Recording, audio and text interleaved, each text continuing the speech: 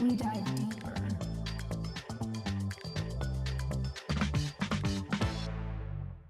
Welcome, everybody. Welcome back to Chamberside Chats. Hey, last time we were chatting about the who polices Hyperbaric, and we discovered that there isn't any one single organization that or individual that polices Hyperbaric, but it's a lot of people that make up the regulatory and advisory capacity of hyperbaric operations. So we're going to continue with that discussion. All of my chatters, and see where we go. I wanted to come back around. We finished up with the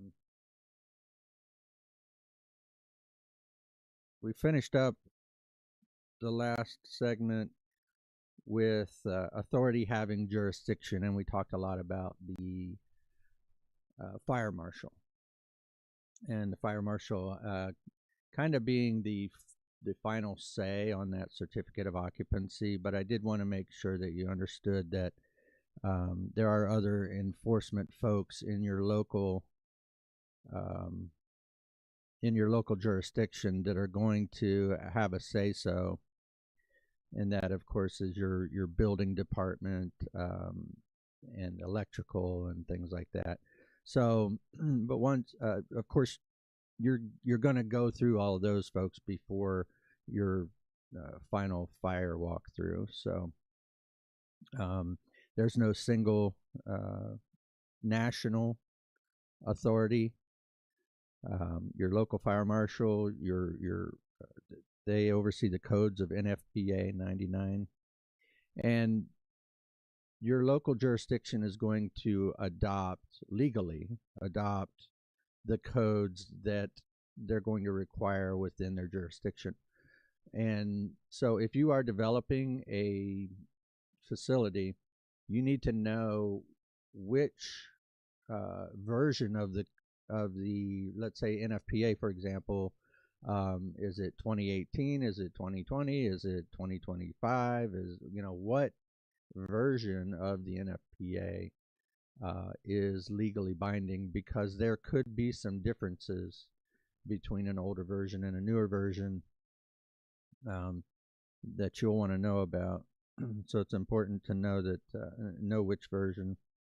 And then, of course, the ultimate authority to approve or reject any material, design, installation, or procedure lies with that authority having jurisdiction. If a local fire marshal decides that a specific safety configuration is insufficient, their word is legally binding. So that doesn't mean that you can't push back or have constructive discussions about what it is they're trying to get you to or what they're requiring you to do. But again, if it comes to the end and they say it has to be this way, then it has to be this way. But if you are going to push back, make sure you have the NFPA to back you up. I have run into areas in jurisdictions where they are saying that something is required. I argue that it's not, and I have to demonstrate why we're just as safe, but then also demonstrate where NFPA, which the jurisdiction uses as their guidance, says that that's not required. So do your homework before you go pushing back on things like that. And then you have Centers for Medicare and Medicaid Services and their rules and regulations, which could potentially conflict with your local folks, but you're going to be required to meet the higher standard. And Centers for Medicare and Medicaid Services we'll discuss here in just a minute in depth. So your area of jurisdiction, they're going to want to inspect the inner physics. They're not going to inspect the inner physics of the chamber itself. There are a few requirements that are mentioned in the NFPA as far as communication systems or a water deluge system or something like that. However, they're more focused on how that chamber is incorporated into the environment that you're constructing. And they're going to verify, of course, the air conditioning flow to make sure that you're able to keep that room safe in the way of concentrations of oxygen. The electrical grounding, we touched on that as well.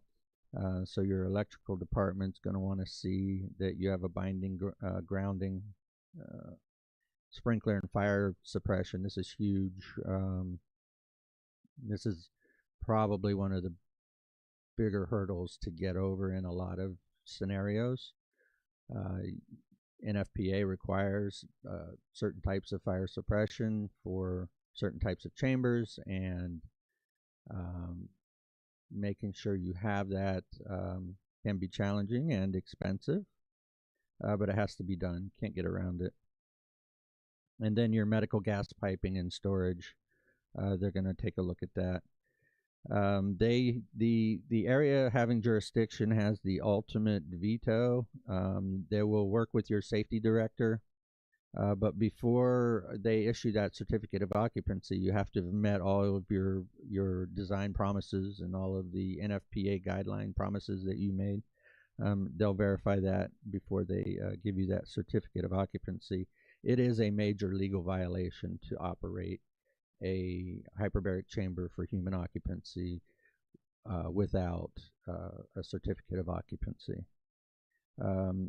Again, your safety director is going to be the liaison for that. That person should know the ins and outs of hyperbaric facility design and function to be able to show the areas having jurisdiction that you have met those guidelines and be able to talk through those things. Again, equivalencies and variances, you can request a variance if you can approve that that what you're suggesting is equivalent to what NFPA is asking for. You can petition the area having jurisdiction, but they also have the authority to red tag or close down your facility if they feel like you're not meeting those things. So the fire marshal is your friend. Don't be intimidated, but make sure you've done your homework and you know what's going on, and that you have that continuous dialogue with the fire marshal. In past episodes, I've told you that we're coming to you from St. Augustine, Florida. If you haven't been to St. Augustine, Florida, I encourage you to check it out. One at a time, please. And but I also promised that I was going to show some video images of St. Augustine, and I hope I've got it right this time. We were having sound trouble. I think I found the gremlin that prevents the sound from wanting to work whenever I play a video. We'll see what happens. But anyway, this video, I'll put a link to this video if you want to watch the whole video. I'm just going to show the first couple of minutes of it just to give you a taste of St. Augustine.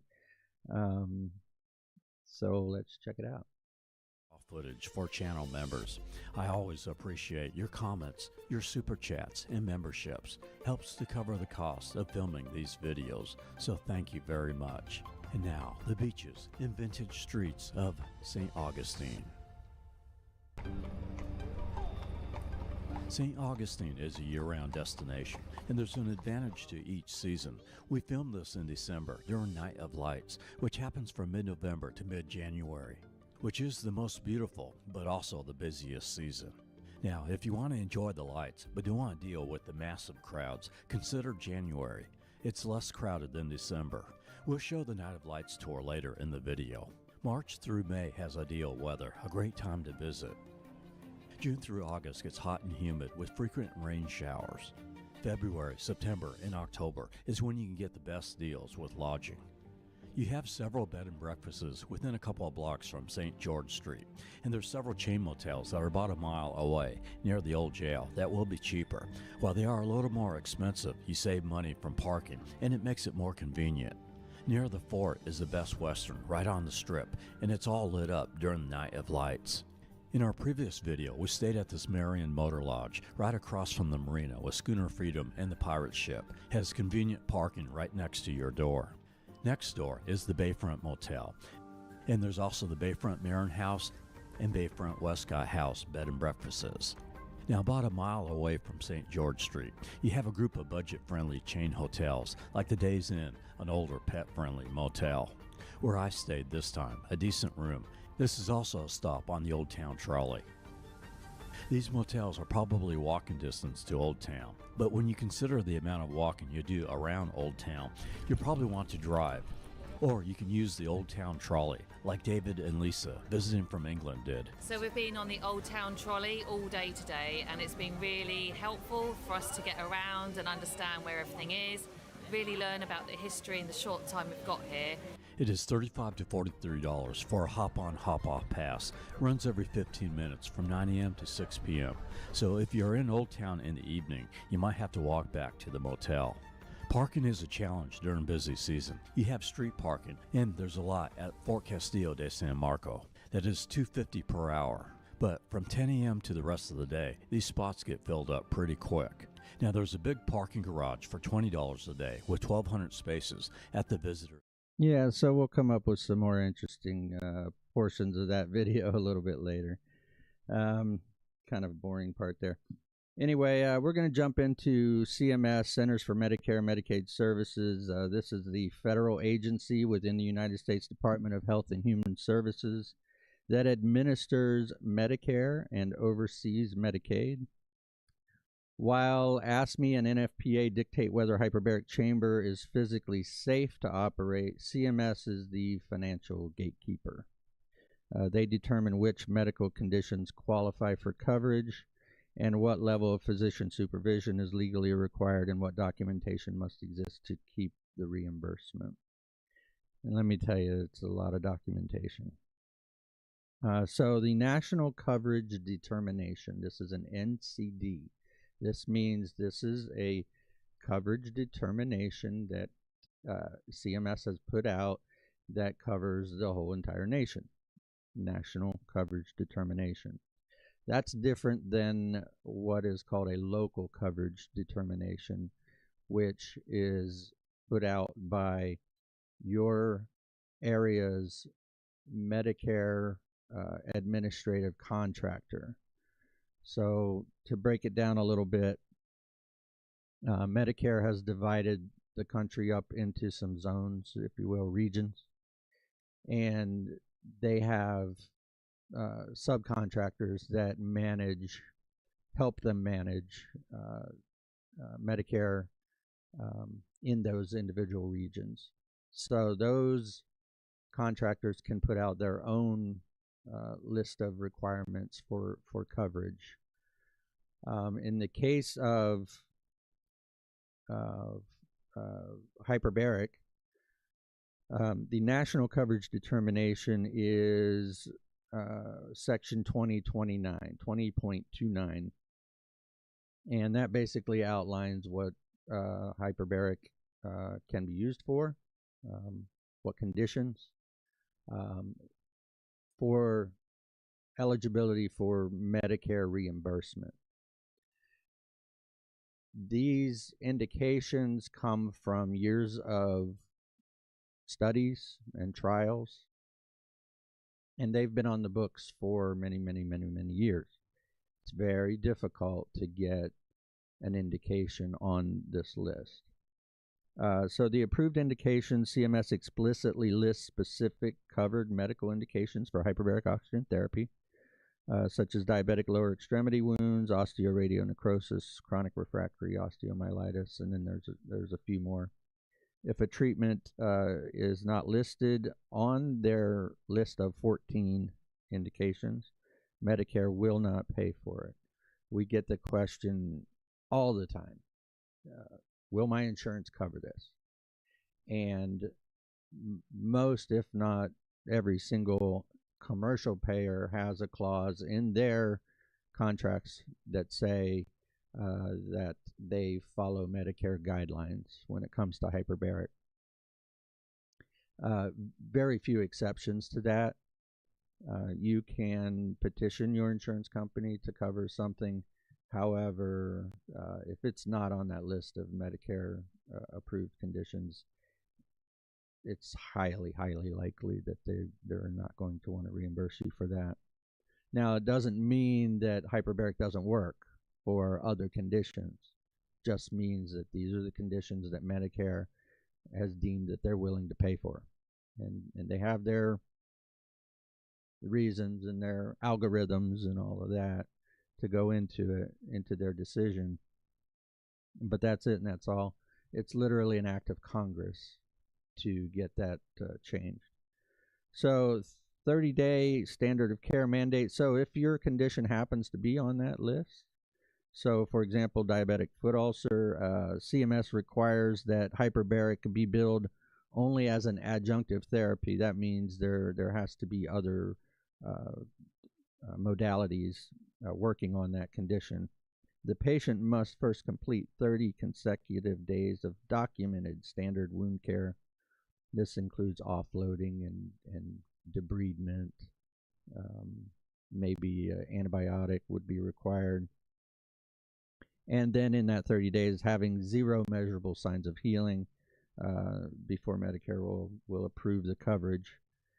Then during it, if they do approve the condition and you are receiving hyperbaric oxygen therapy, then reimbursement is not automatic. CMS requires that every 30 days a formal remeasurement and reevaluation is done, and documents must show that that certain levels of healing are happening or not happening for you to continue. Wagner grade 3 threshold, you cannot bill CMS for superficial wounds. The ulcer must be documented and classified as a Wagner 3 or higher, a deep ulcer with bone involvement, an abscess, or joint sepsis in order to qualify. So when somebody hears, oh, I'm diabetic, I have a wound, that must mean I'm covered. No, it doesn't stop with just I'm diabetic and I have a wound. It has to be a particular grade of wound with very specific conditions about that wound.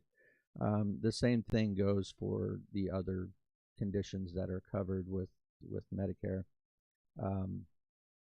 You have to have gone through what they call standard of care to ensure that everything that can be tried has been tried before they'll authorize attempting hyperbaric oxygen therapy to help that.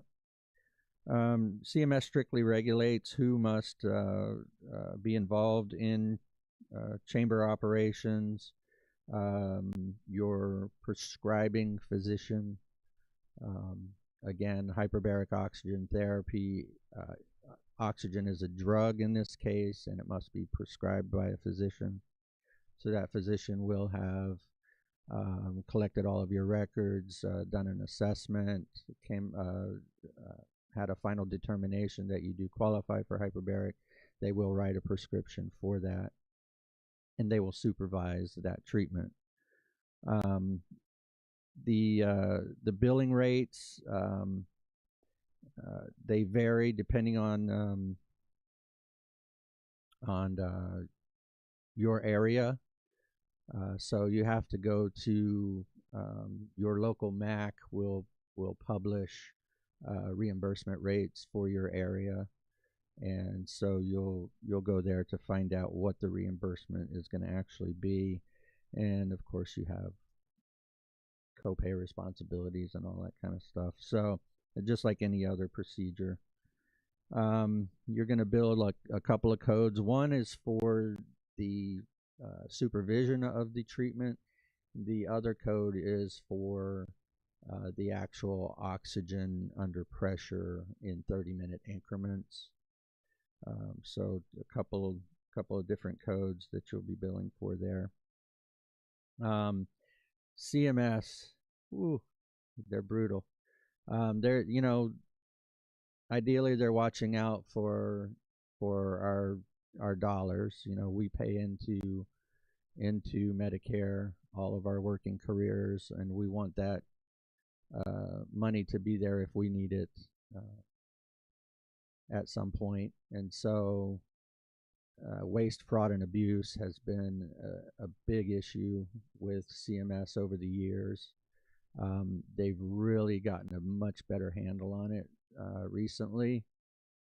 They've uncovered a lot of waste, fraud, and abuse, and trying to get a handle on it. However, what that means is they're, with Hyperbaric especially, they are rigorous, and they require a pile of documentation, and you don't miss dotting an I or crossing a T, or they will, no matter what, you could have healed that patient. If your documentation is missing something, they can claw back that money, unfortunately. So that's something to keep in mind. And then also with CMS, they've ruled out reimbursing for topical oxygen. This is only pressurizing a limb, for example, with 100% oxygen. The definition of hyperbaric oxygen therapy with CMS is 1.4 psi or greater. 1.4 ATA or greater, and 100% oxygen in a full body chamber. So the entire body must be pressurized with 100% oxygen. They understand the science behind it. We're not driving oxygen through our skin and into our cells.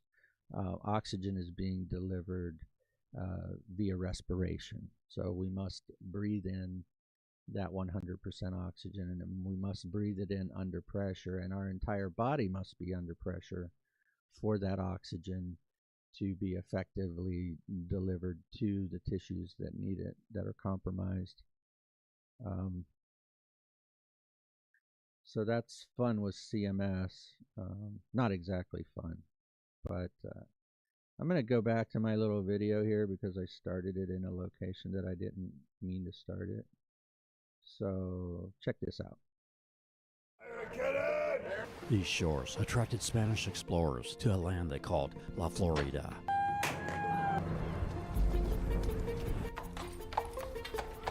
Today, over 500 years later, the beaches, the waters, the attractions and lights continue to attract those looking for a unique getaway. It's one of these places you're lucky to find. Join us as we go back in time. Let him run. And sail away to the nation's oldest city on Florida's first coast, St. Augustine. Let's sail away. Let's pretend we're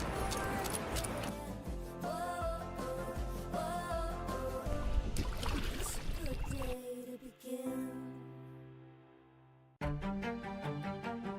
I'm here with the guy who discovered St. Augustine, Pedro Menendez. The year as we speak is 1908. What makes St. Augustine a great getaway is variety, from gorgeous beaches and nature to the brick-laid streets of downtown.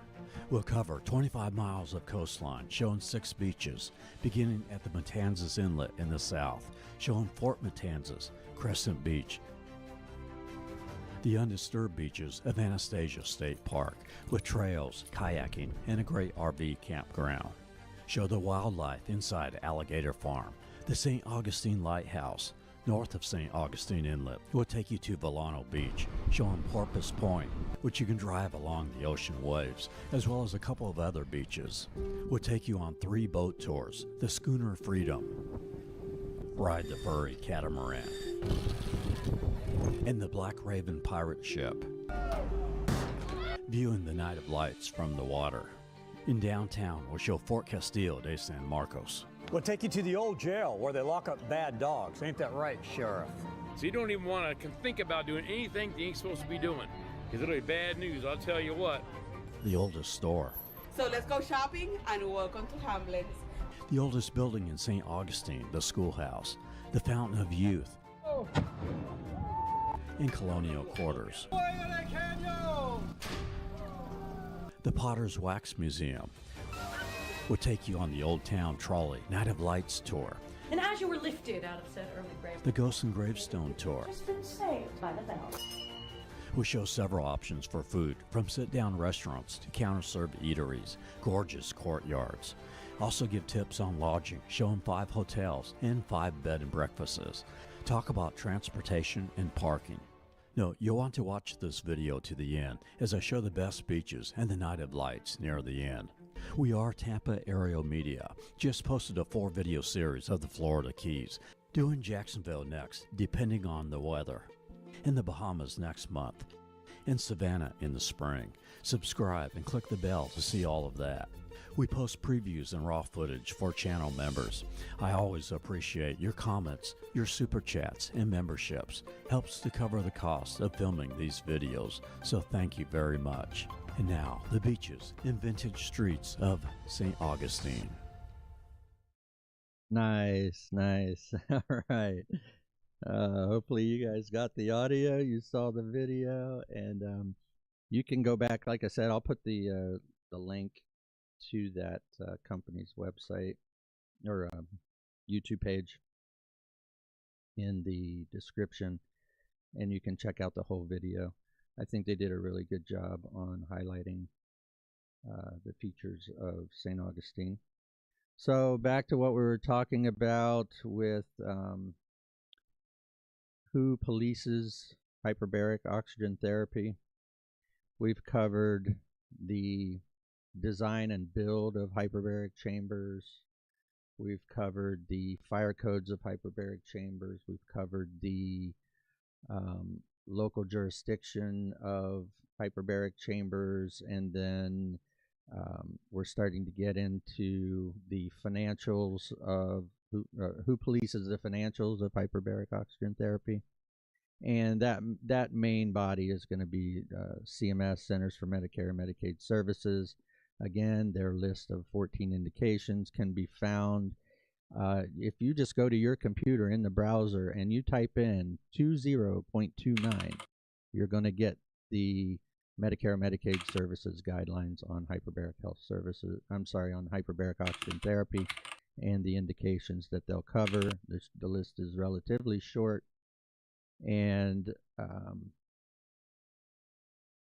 have that information before you call your hyperbaric provider and ask them if your condition is covered. You may be able to answer that yourself. Now, again, because CMS doesn't cover it, doesn't mean that it doesn't work. It doesn't mean that you can't get the therapy. In the United States, physicians can prescribe off-label therapies, where they deem that it'll be beneficial. They are allowed to practice medicine. It's just that you have to pay for it. And again, the most commercial insurances follow Medicare guidelines to the T. Not a lot of wiggle room there. So while I talk about CMS, you can apply that to your insurance payer as well.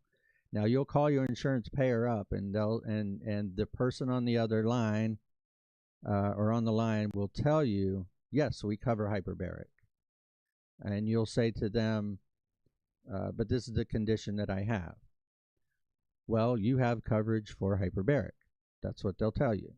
What they're not saying to you is, yes, you have coverage for hyperbaric, but until we get the final claim and request the notes and decide why you got hyperbaric, and was it one of the indications listed, and did it match exactly the requirements of that indication, and are all of the notes there, and all of the labs that were required there, and all of the prerequisite 30 days standard of care, and if all that's not there, then no, we're not covering it.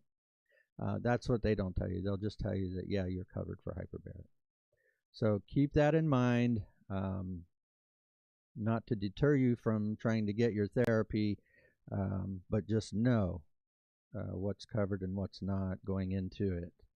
And I'm sure that your hyperbaric provider is going to inform you of these same things as well. Just don't be discouraged when they tell you that you may have to pay out of pocket for some of these conditions. The science is there to show why it helps. Your provider should be able to tell you why they think it'll help. It doesn't mean because they think it'll help that it's going to. You've got to know that as well. So your medical director in the hyperbaric setting, again, they are responsible for coverage determination. They're responsible for knowing if your condition meets the requirements to receive hyperbaric oxygen therapy. They want to make sure that you're fit to receive hyperbaric oxygen therapy. They'll do an assessment. They'll review your history. And then once they've determined that you're a good candidate for hyperbaric therapy, again, they'll write that prescription. From there, each facility is different. You may have the physician physically hold your hand to the chamber, or they may at that point have you see a nurse for further assessment, have you see the chamber technician to prepare you for the chamber, and the chamber technician will physically put you in the chamber. Some settings have multi-place chambers where a doctor or nurse will actually go in the chamber with you, or it may just be a chamber technician that goes in the chamber with you. A lot of different scenarios there, but the key thing is having a prescription and having qualified staff that is facilitating that treatment therapy for you. The hyperbaric safety director is critical in safe and effective delivery of hyperbaric oxygen therapy. NFPA mandates that a safety director be designated for a hyperbaric oxygen therapy center. Again, that person should be identified early in the process, preferably during the build out of the facility and carrying forward. However, there's change of staff, so they may not have necessarily been there in the building of the facility, but you should have a hyperbaric safety director designated, and that person will oversee all things safety. They'll make sure that all of the requirements of NFPA are implemented, monitored.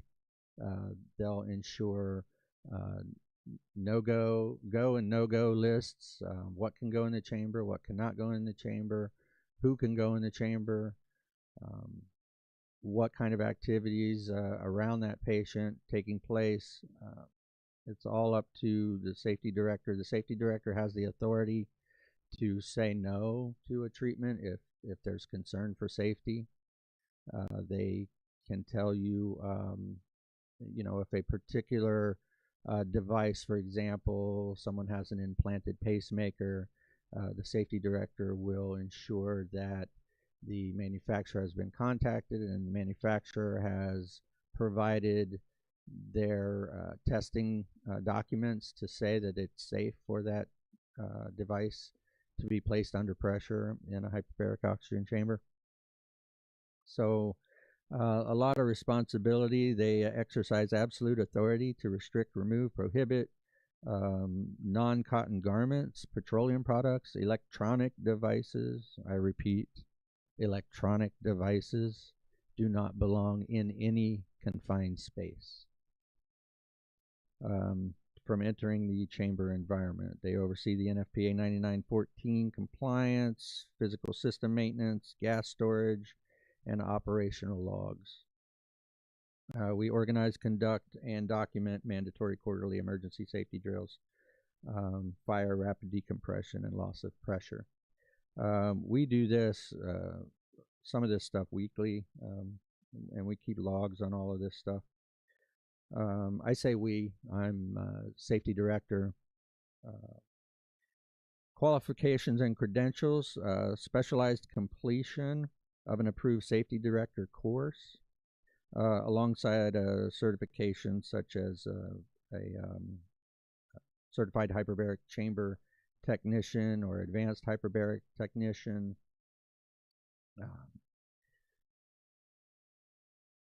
Or even a certified hyperbaric registered nurse. Your medical director determines the staffing requirements beyond that. So your medical director will dictate who can operate that chamber and what their qualifications must be. Hospital settings may be different from an outpatient setting, but everyone involved in the chamber oxygen delivery should be well educated and certified. Hyperbaric chamber technician. So this person operates the mechanical controls of the chamber and manages the real-time dive dynamics under the physician's supervision. So their responsibility is to conduct pre-dive mechanical checks, pressurization routines, ascent-descent profiling, post-dive depressurizations. They're going to perform pre-treatment safety checks. This is paramount. Inspecting patient grounding, screening for static or oil hazards, verifying 100% cotton at all times, and ensuring that nothing goes in that chamber that has not been approved by the safety director, the medical director, and all things NFPA. Electronics do not belong in a chamber for any reason. Leave it out. You have just a short period of time. Let your mind be free of the electronics for just a minute. Qualifications and credentials. So there are many credentialing agencies, organizations. There's not any one particular that is the ruler of all. There has been attempts to have CMS, for example, dictate who can actually do the training. Thus far, they've refused to do that. There's a lot of good quality training available out there, and to single out one private organization and demand that everyone go to that private organization just hasn't happened.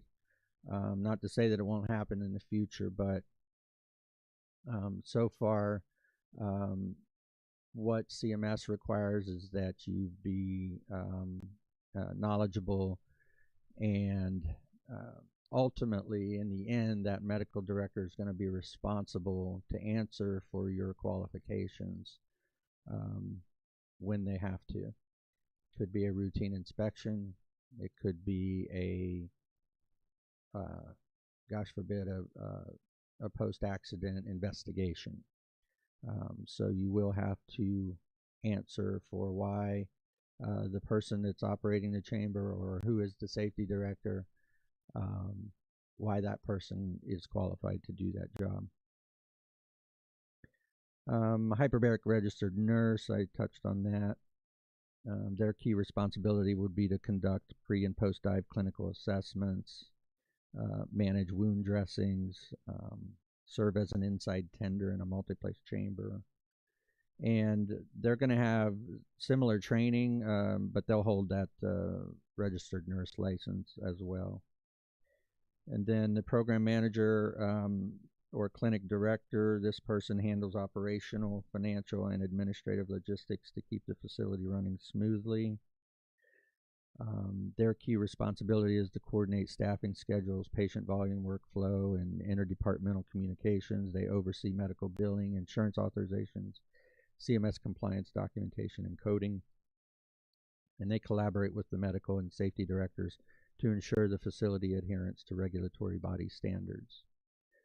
I highly recommend that everyone in your clinic go through hyperbaric training, an introductory course. I think everyone should be on the same page when it comes to safety. The more eyes you have on a patient, the more eyes you have on the facility itself, the better off everybody is going to be. If someone is on the phone taking appointments, they should have an idea of how hyperbaric works and why it works, and be able to answer some sometimes tough questions. Now, obviously, the final decision for that patient going in the chamber is going to fall with the medical director. However, you want everybody in the room to have a good handle on hyperbaric oxygen therapy. So I had a list.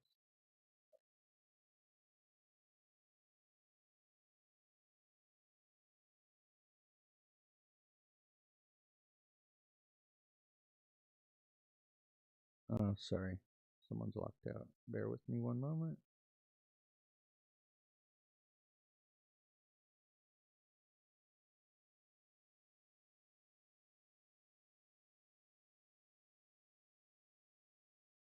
Thank you for that. All right.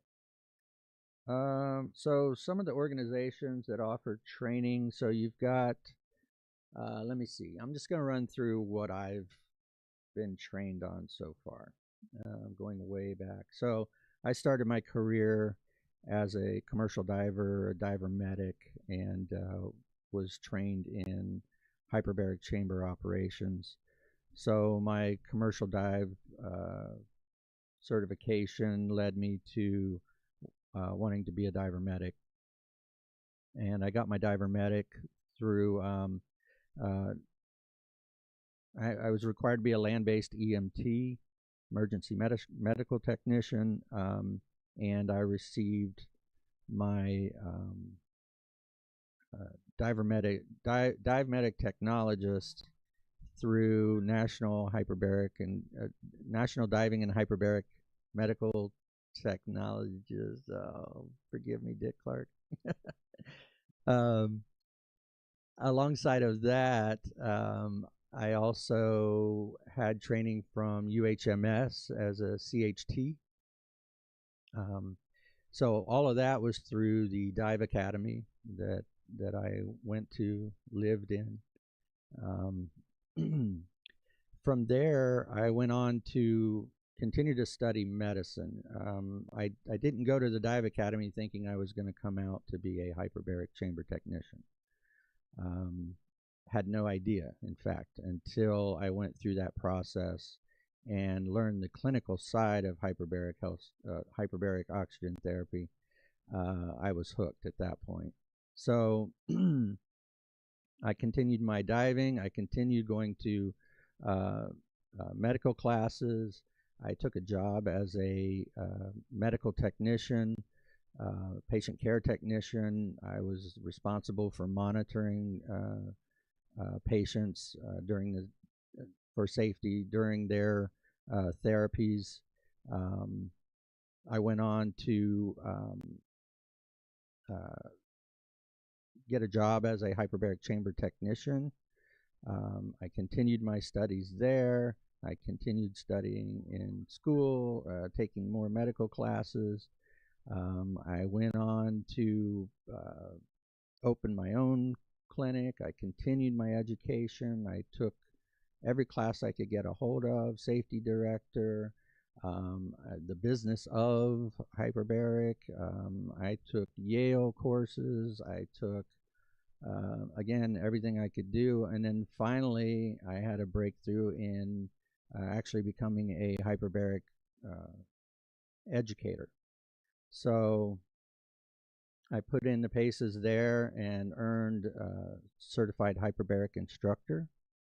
And so with that being said, I'm going to share a few photographs with you if I can. Just some randoms that I grabbed this morning. So what I've mentioned so far is UHMS, and that's the Undersea and Hyperbaric Medical Society, and then went to Wound Educators in South Florida for safety director, and went to International Board of Undersea Medicine for advanced hyperbaric technician, for dive medic technician, for safety director, for clinic director, and ultimately for hyperbaric educator. So I am currently an accredited instructor with the International Board of Undersea Medicine. We offer multiple course options for folks in all aspects of hyperbaric and recompression. So we branch out not only from the clinical side, but into the dive operations side. So we can train folks to handle dive emergencies. But then again, on the clinical side, that 40-hour introductory course is very comprehensive. We don't study from one book, we study from like 10 books.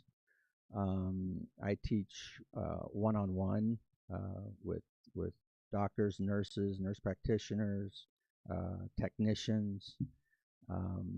There's no course too small, no class size too small for me. There's no class size too big for me. Very diverse group.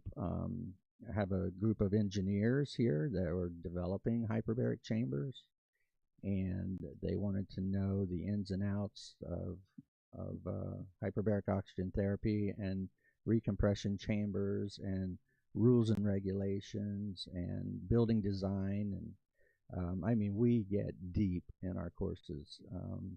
You can come and learn how to build out a hyperbaric facility. Doctors, nurses, estheticians, I'm sorry, that's the wrong term. Aesthetics. Yeah, so, and then our medical director, he teaches nurses as well in all things skin and wounds, and he's developed his hyperbaric career as well. We teach on chambers that are many years old, such as this one. It's a double lock multi-place chamber used in dive operations. I've studied with the likes of this gentleman here, who helped write books on hyperbaric and recompression and advanced gas theory and law and systems, and he's quite an amazing educator. He has seen a lot. You might recognize this gentleman over here. This is Dr. Jason Saunders. If you've done any amount of study on hyperbaric oxygen therapy, I'm sure you've come across Dr. Jason and HBOT USA, as he's called. He and I travel and teach. We teach divers again in recompression, and here we took our medical director, Dr. Sharif, and we were able to get some scuba diving in on our trip in the Bahamas. This is from another trip, Dr. Jason and I. So we actually go out with our students, and we'll go out and dive with them and get to know them and interact with them, and we want to gain their trust, and we try to learn from our students as well what their needs are, what their questions are. So it's quite deep. We dive deeper. We dive deeper. Had to do it. This cat here, I love him to death. Former Navy guy. Did some really amazing things with Hyperbaric in the Navy, and then came out, studied in the field of hyperbaric, became quite a leader in hyperbaric, was actually had an injury that he used hyperbaric to heal a brain injury, and just he understands that really saved his life, and so he is very passionate about hyperbaric oxygen therapy. That, of course, is Joe Dituri, Dr. Deep Sea. So I trained a lot with him, and then I taught his students so that I could earn my certified instructor. I teach in confined spaces.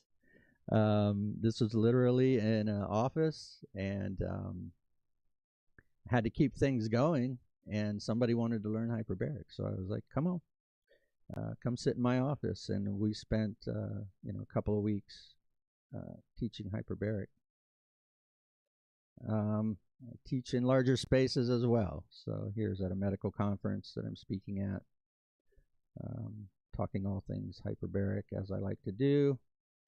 I told you we don't teach from a single book. We teach from every book we can get our hand on. This is an example of a few of them.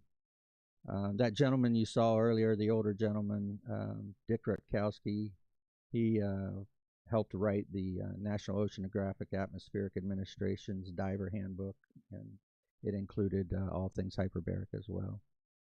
And then Dr. Saunders and Dr. Dituri wrote the Art and Science of Hyperbaric Medicine.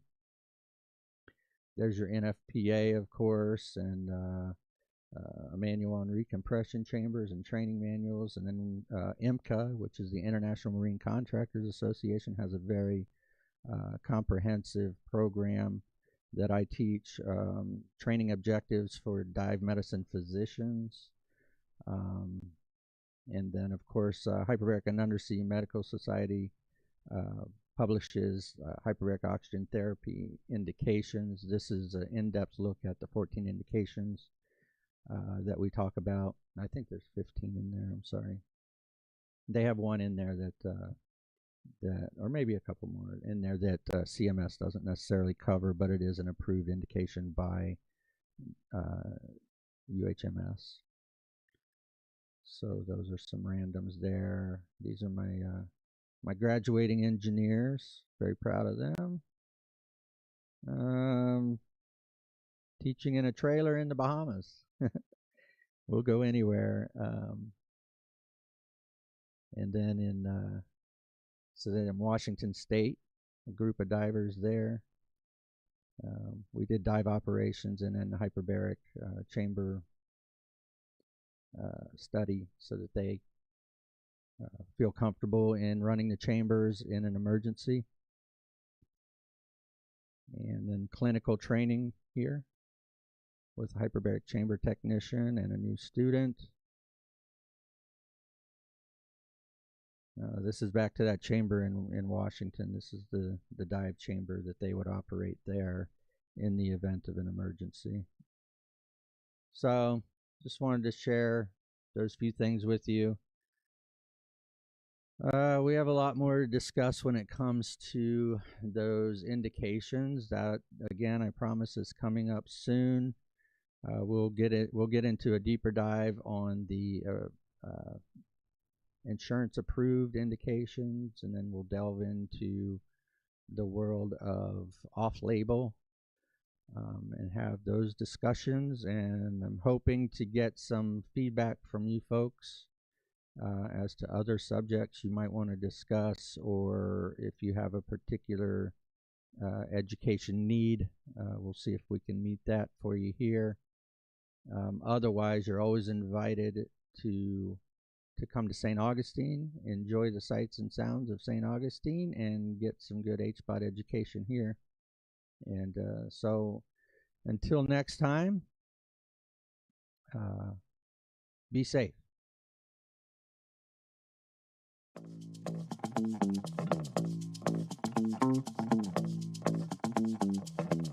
Chamberside Chats. We dive deeper.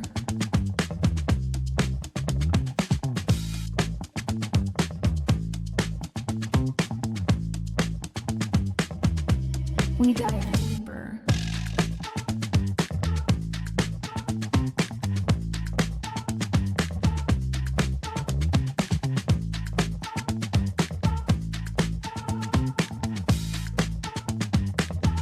Chamberside Chats.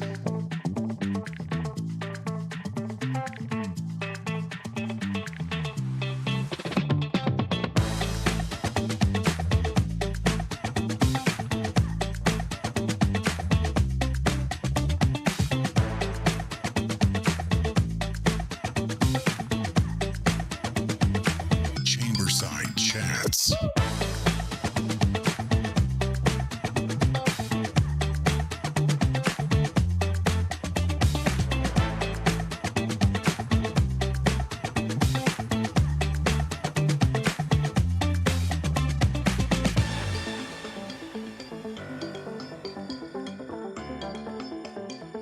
We dive deeper.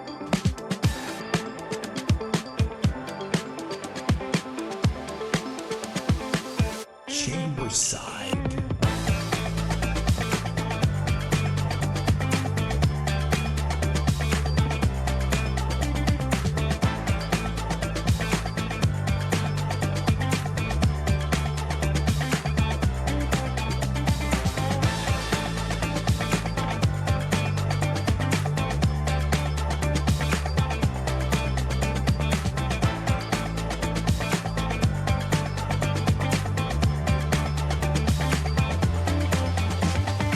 Chamberside Chats.